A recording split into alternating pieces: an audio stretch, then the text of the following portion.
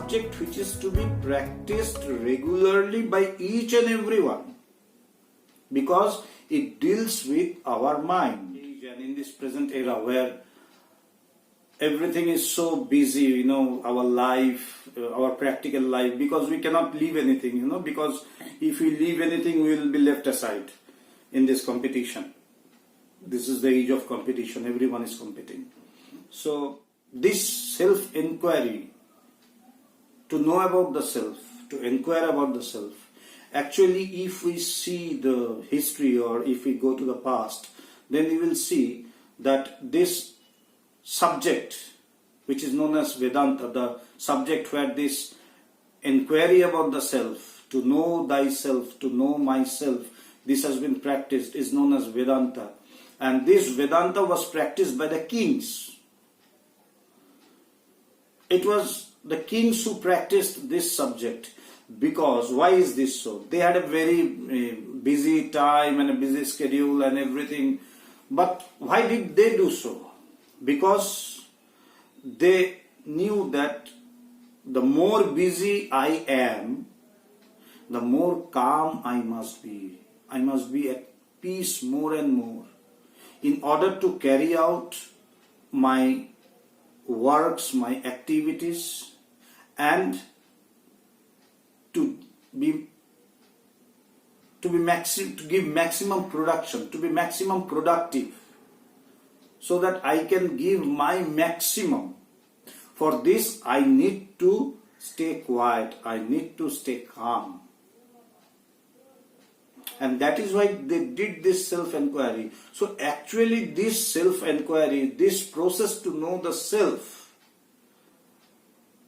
it is not meant, or it is not only for the monks or those who have retired from their life, family life, or from their office, or it's a subject which is to be practiced regularly by each and everyone, because it deals with our mind.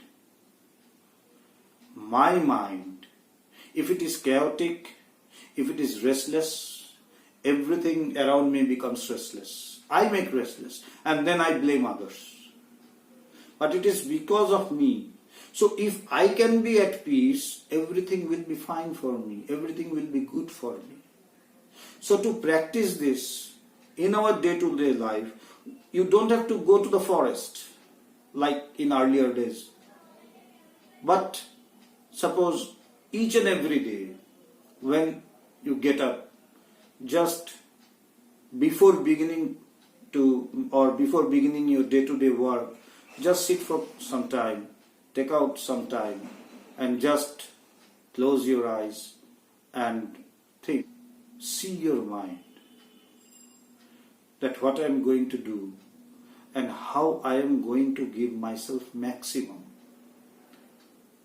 How can I use myself to the maximum extent?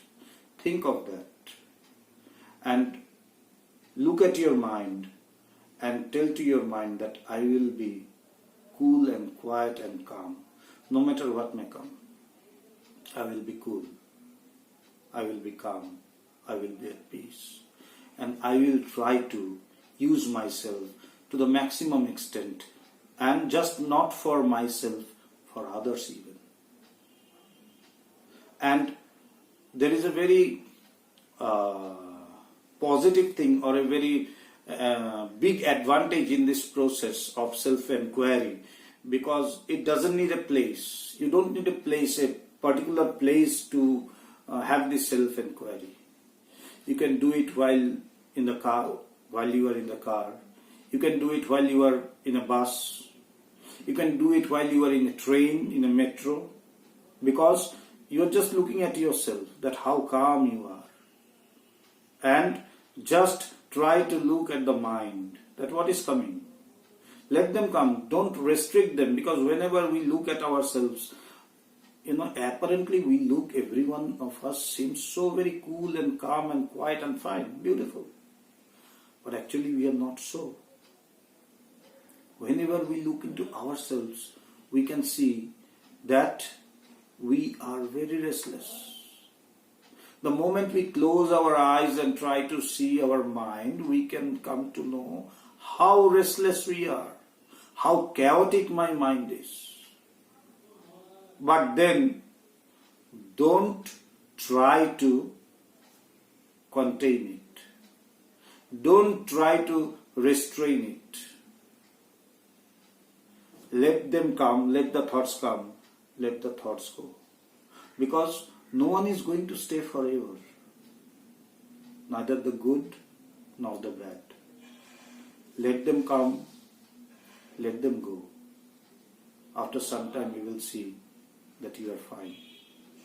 So this is the process. This is the process. Look at your mind and see what is coming. Just be an observer.